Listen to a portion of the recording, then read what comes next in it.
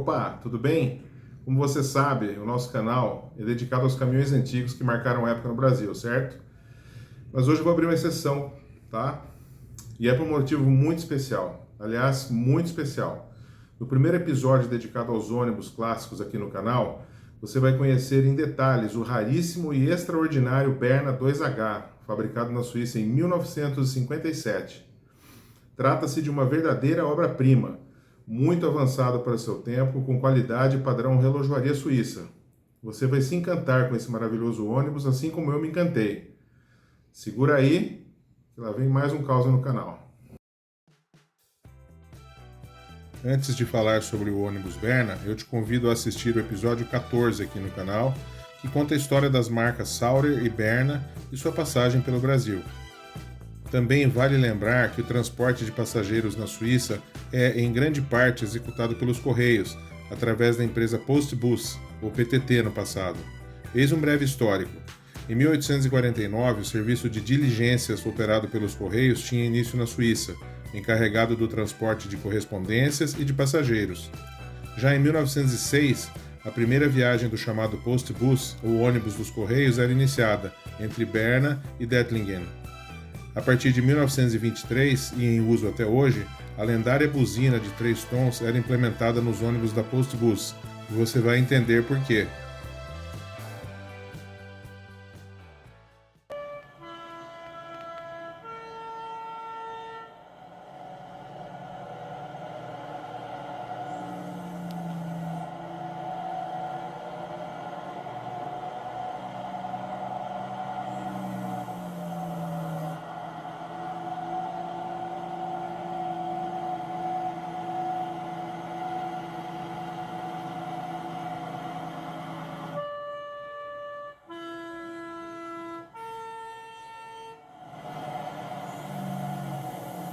Por segurança, a buzina é tocada nas curvas sem visibilidade. A Suíça é um país com topografia variável, com muitas estradas estreitas e íngremes em regiões montanhosas, demandando veículos especialmente adequados a estas condições, em termos de capacidade de subida e frenagem, além de largura e comprimentos limitados, por conta do perfil de suas vias. Também é um país belíssimo e de intensa atividade turística, onde ônibus com características panorâmicas sempre foram muito apreciados. Baseado nessas premissas, surgiu o ônibus Berna 2H Alpencar, que você vai conhecer em detalhes mais adiante. A chegada dos Berna 2H ao Brasil é nebulosa. Possivelmente, os 3 ônibus ex-Postbus foram trazidos para servir no interior do Mato Grosso, em atividades filantrópicas de ajuda aos necessitados em alguma das inúmeras missões presentes do Estado. Um dos antigos proprietários, que de fato salvou os ônibus, o senhor Luiz Sérgio Katozich, empresário e proprietário de empresa de ônibus e postos de combustíveis, já falecido, acabou encontrando os ônibus Berna em Cochipó da Ponte, Cuiabá. Ao primeiro contato, se apaixonou pelos mesmos e acabou fazendo uma troca, por nada menos que 2 ônibus Mercedes-Benz O364 0 km, mais uma moto Honda CB400 e mais uma quantia em dinheiro. Levou para casa um ônibus operacional e outros 2, um deles para retirada de peças. Depois de uma completa restauração, o ônibus que você aprecia no vídeo de hoje foi emplacado em 1994 e o outro foi vendido. Mais tarde, o impecável Berna acabou ganhando diversos prêmios em encontros de antigos e também participou da gravação de comerciais de TV, como o da Cerveja Sol e da C&A. Após a passagem do Sr. Luiz Katozich, o ônibus acabou sendo vendido em São Paulo. Durante alguns anos, o carro podia ser visto numa rua do bairro paulistano do Morumbi. Aparentemente, o Berna trocou de mãos várias vezes até encontrar um porto seguro, onde reside há alguns meses. Trata-se do Museu Dream Car, realmente um sonho de museu para quem gosta de antigo mobilismo. Você conhece? Se não conhece, não pode perder. Com 145 veículos entre carros, motos, bicicletas e, claro, ônibus e caminhões, o Dream Car é um dos maiores museus do gênero no país. Localizado em São Roque, no estado de São Paulo, o Dream Car é um complexo de entretenimento de 12 mil metros de área, que inclui a Arena Dream Car, com pista de kart, shows de drift aos finais de semana, além de shopping e parque infantil. É realmente coisa de primeiro mundo e diversão garantida para toda a família. O belíssimo 2H que você aqui aprecia é um ônibus turístico tipo carro alpino, com carroceria Ramsaya und Zenja, com janelas panorâmicas e 26 assentos, fabricado em Berna, na Suíça. Chama a atenção, entre outros, por ser RHD, ou seja, volante do lado direito. Apresentado pela primeira vez ao público em março de 1952, o veículo recém-projetado trazia como principal inovação a sua estrutura monobloco semi-autoportante, desenvolvida pelos engenheiros da Sauder. O projeto da carroceria trazia formas aerodinâmicas arredondadas, com estrutura em perfis trapezoidais e revestimento em chapas de alumínio. Com essas características, o 2H era um dos mais leves e manobráveis ônibus de seu tempo. Em 1958, foi introduzido o Berna V2H, com 4.800 mm entre eixos. Até 1964, estima-se que cerca de 200 unidades dos dois modelos, curto e longo, tenham sido produzidos. O primor, a qualidade, o avanço e o refinamento técnico estão por toda parte quando se observa o 2H. Com informações e ilustrações extraídas do manual de operação do modelo, gentilmente cedido pelo Museu Sauder de Arbon, comecemos pelo motor.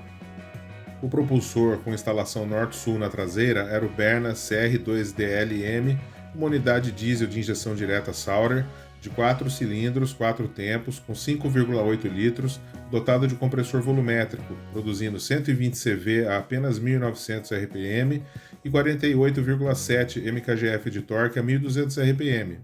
Algumas características construtivas salientes eram o virabrequim e eixo comando apoiado em 5 mancais e as camisas úmidas substituíveis. O dínamo era de 450 ou 900 watts e o motor de arranque de 4 CV. A lubrificação era sob pressão por dupla bomba de engrenagens, com bomba d'água remota acionada hidraulicamente. Por não contar com o indicador do nível de combustível, o carro tinha uma seletora de reserva no compartimento do motor, à la Fusca primeira série. O capricho está presente por toda parte, como na homotolia original fixado ao compartimento do motor. O ventilador era soprante e o radiador se posicionava atrás do motor na traseira do carro. O painel de instrumentos tinha tacógrafo, indicador de temperatura do líquido de arrefecimento, manômetro combinado de pressão de ar e luzes de advertência. A embreagem monodisco a seco de comando hidráulico transmitiu torque para uma transmissão 2C de 8 velocidades com overdrive, com caixa principal de 4 marchas e auxiliar de 2 marchas com comando pneumático. A operação era similar à do Fenemé, com cruzamento de marchas altas e baixas. Contava também com freio motor Sauder tipo borboleta. Os freios de serviço eram hidráulicos com auxílio ar comprimido, enquanto que o de estacionamento era mecânico com atuação nas rodas traseiras. O eixo traseiro flutuante tinha redução tipo hipóide e o dianteiro era do tipo punho com viga I forjada. Os pneus eram 8,25 por 20 HD, montados em raios tripartidos Trilex de 7 por 20 e cubos raiados em aço fundido. Com esse conjunto motriz, a velocidade máxima era de 98 km por hora. O carro também podia superar rampas de até 28% com 9.400 kg, o PBT da versão longa V2H.